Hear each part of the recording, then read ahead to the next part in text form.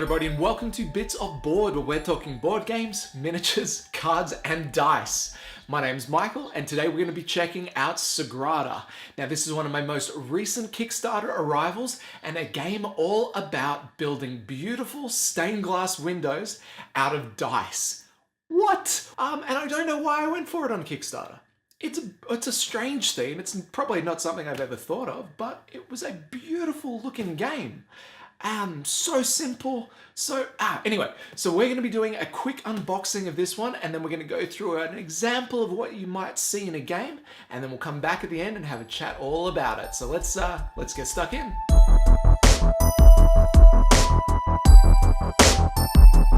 Alright guys, this is either my best or worst idea in the world. Let's unbox Sagrada. Wicked. Alright, let's have a nice good look at that front cover.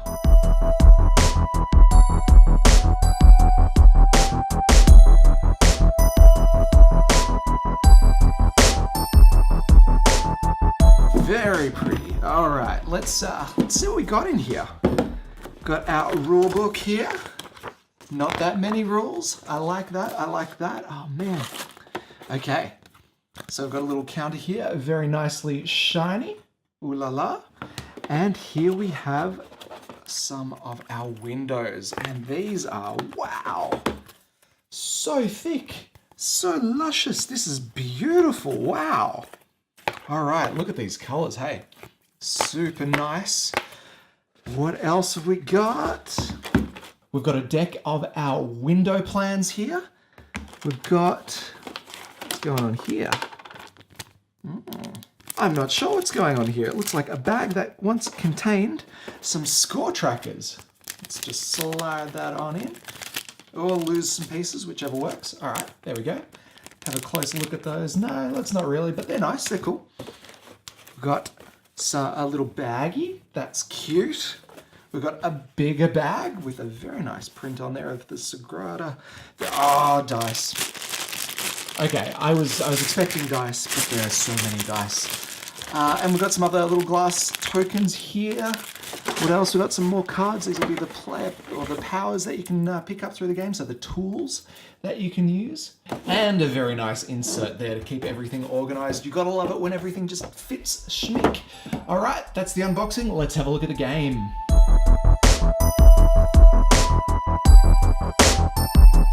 Alright guys, so here we have our setup for Sagrada. As you can see, we've got 2 player boards, each complete with their own little window design. Now these are chosen fairly randomly out of a nice stack that the game provides. Here we go, as you can see, there's a ton, all double-sided, all different difficulty. Man, there's a lot to play in there. Now, each player has got their own secret victory point earning ability. So this is the red player here. Looks like they're going to be going for red dice mainly, but the other player doesn't know that. And they have green dice, so they're going to be going for greens. And so, yeah, we'll see how we go. What else we got? We've got favor tokens here. Now these relate directly to the difficulty of the chosen window design. So the more of these you've got, the more difficult your window is going to be to complete. Now these tie into some of the tools that we've got floating around here, because when you're putting your windows together, you've got to follow a couple of basic rules for placement. You can never have 2 dice of the same color or the same value next to each other sharing an edge.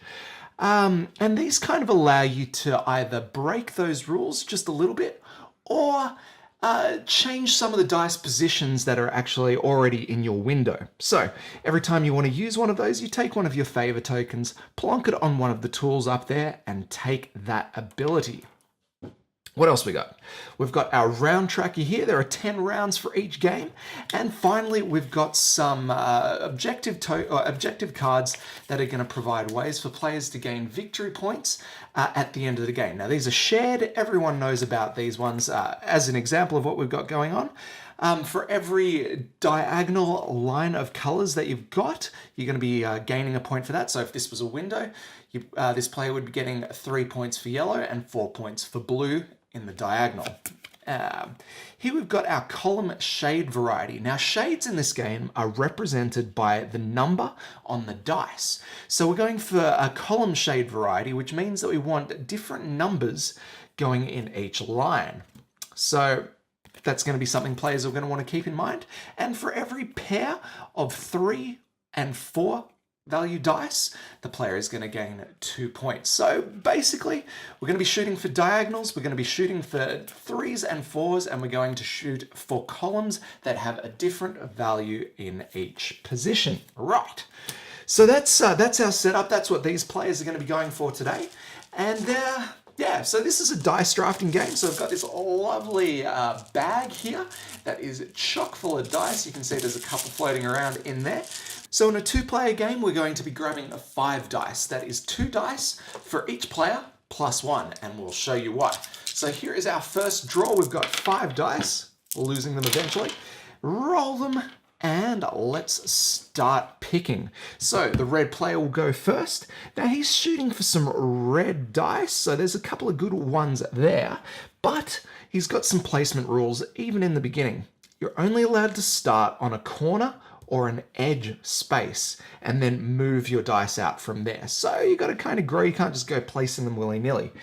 Our red player shooting for those red dice is going to go for this one here and plonk that in the corner here. So that's his first move. Player 2, going to check this out. We're going for greens over here. We know that. So let's, no greens obviously, so we're a bit stuffed. But there is a 2 down here in this corner and a 2 floating around.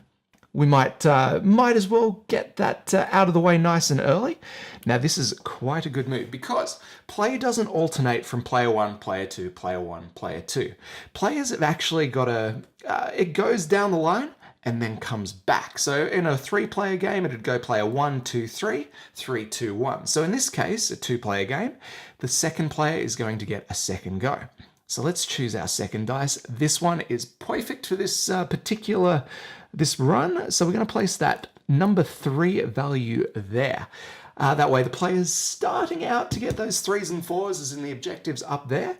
And, you know, some good placement. Back to player 1. Let's see what we got. Wow. Not much to choose from. We can't really grab any... we can't grab the red dice, unfortunately, because we can't place them next to each other here or here. And unfortunately, due to the rule here, we can't place our red dice there to start on our diagonals. So we're going to have to go that dice. Can't go there because that needs a 1. Can't go there because that needs green. So we are going to plonk it right down there. So as you... Oh, yeah, anyway. End of the round now that both players have placed 2 dice. We take the remaining dice and we chuck it down on the round tracker there. That helps us keep track of how many rounds were played in the game. And I just think that's kind of neat. Anyway, players will continue running dice, so let's go for our second round. 5 more dice from the bag, roll them. Player 2 will draw this time. Let's see how we go. So we've got a 2 here, and the player could, you know, that's a green spot there, but because of this global rule here, we're going for shade variety. We've already got a 2 floating down here, so that is not the best placement to go for here. Let's see what else we got. We could do, yeah. So we might go for that diagonal. Chuck that 1 in over here, shooting up for diagonals, hoping to get a yellow 5 later on in the game. Back to player 1. What do we got? Ooh, not much. Not much still. Let's grab that 2. Pop it there. Grab a new 1. We need a 4. Let's chuck that one there. Back to player 2 and roll on. So this continues. The game is actually pretty quick at the beginning when you've got heaps of placement options, not so many rules to keep in mind, but as your board fills up, life gets hard because you're going to be rolling stuff that might potentially not fit anywhere on your board, in which case you're not going to get a full window come the end of the game. For every dice space that is not filled in at the end of the game, you lose 1 point. So players are going to want to place well, place smart, and hopefully match up as many of these global rules, global objectives as possible, while still keeping in mind their personal objective. Whew. So that's how you play the game. There's a lot to think about, a lot of placement options. And yeah, it just becomes a bit of a brain melter towards the end. Let's just have a quick look at what this game might have looked like at the end of the round. All right, let's go ahead and show off one of these tools up here. So each one of these tools, and they're randomly selected from a small deck of these guys. Let's see if I can just get them out to show you. So here are this is the deck here. So as you can see, plenty of different rules that you can use to break the game to help you make your window. But these are the three that we've been dealt out today, and I'm just going to give you an example of how to use them. So we've got this one over here. This is the running pliers. It says, after your first turn, immediately draft a dice and then skip your next turn this round. What this means is I'm allowed to place my dice, like here, and then place this favor token over here to immediately take my second pick. Now, it's always a good idea to save these for really awesome rolls that come out, but just to show you what it's all like, I'm going to use it to take this 3, pop it here. It's not breaking any rules, and it's not going to, you know, have a shortcoming later on, so let's go with that. Onward with the game.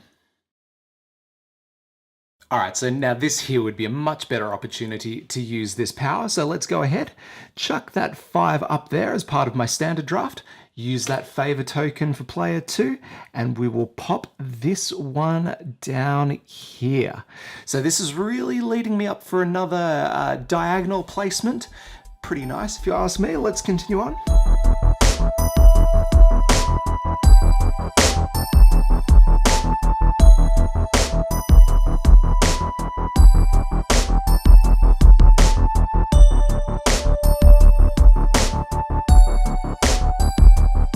Here we go for another tool use. We're going to use the glazing hammer up here, which allows you to re-roll all the dice in the draft pool, and it can only be used on your second turn before drafting. So that's this current turn.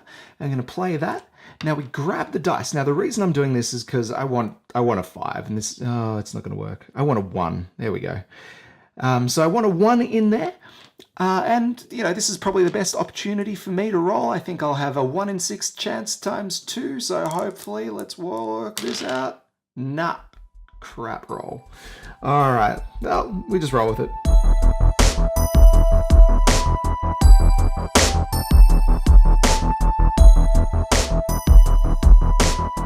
So here we've got a perfect opportunity to use the glazing hammer for player 2.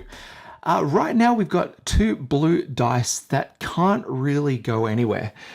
We can't put in this green spot over here. We can't put it in this 4 spot because there are no 4s there. Up here we can't place it because there's a blue next to it. Hell, we can't even place it there if we tried. The only placement location for these dice is over here, and I can't have a 2 or a 3, and you know what? That's what I rolled. So let's play this, grab one of our favor tokens, chuck it down, and go for the reroll. Yes, we did it, guys. So let's go chuck that 5 in this blue spot here, and we're still in the game.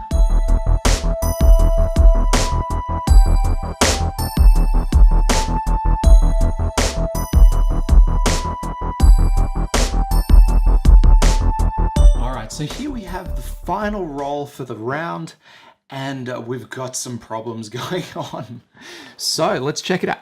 Player 2 is going up first, and the only 2 spots we've got left are here and here. One of them has to be a green dice.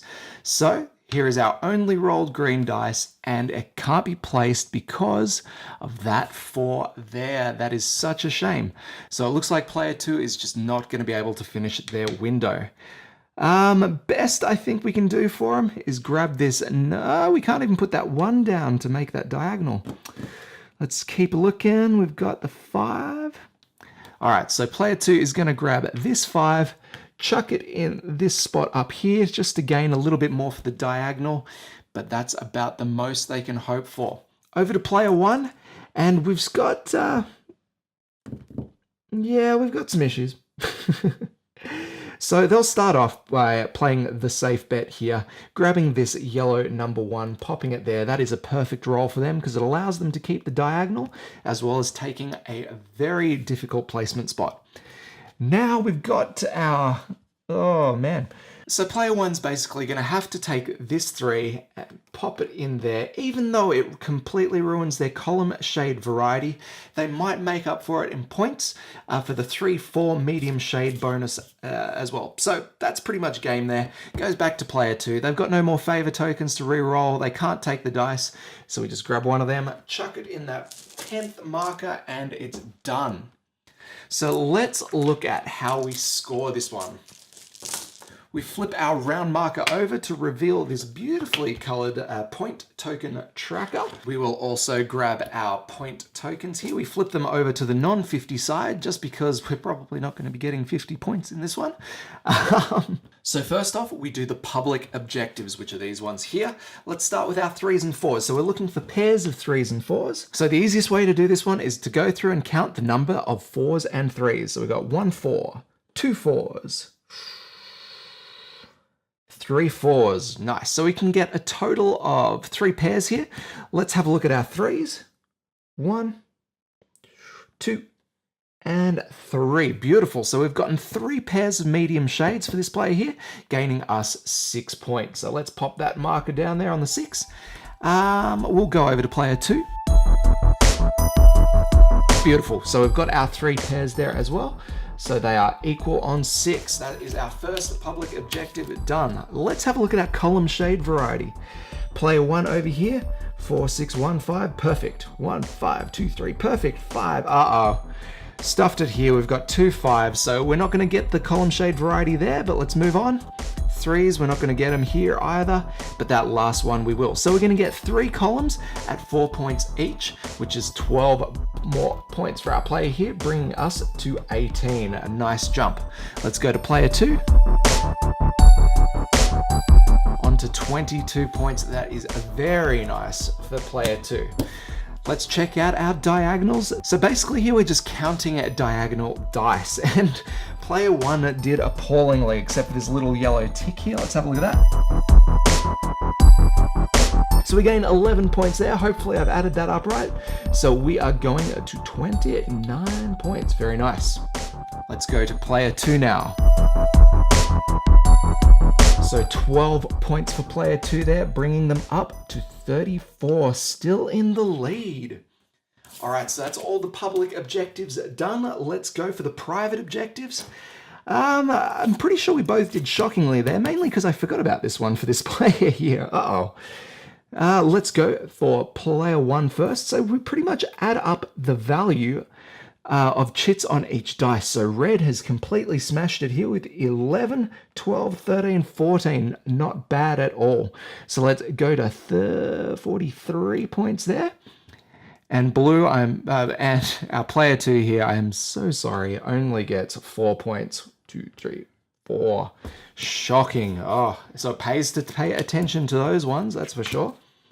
All right, now we count up how many unspent favor tokens we've got. Not so many there, guys. No players have got any favor tokens because, yeah, it was just going for spendage there. And finally, each player will lose 1 victory point for each space not covered. So our player 2 goes back a notch, and that is game. So red smashed it. Sorry, red did better than blue. Certainly did not smash it. That was a horribly played game by me, but pretty quick too. So that is, let's just have a nice close look at these ones, because they are just pretty as.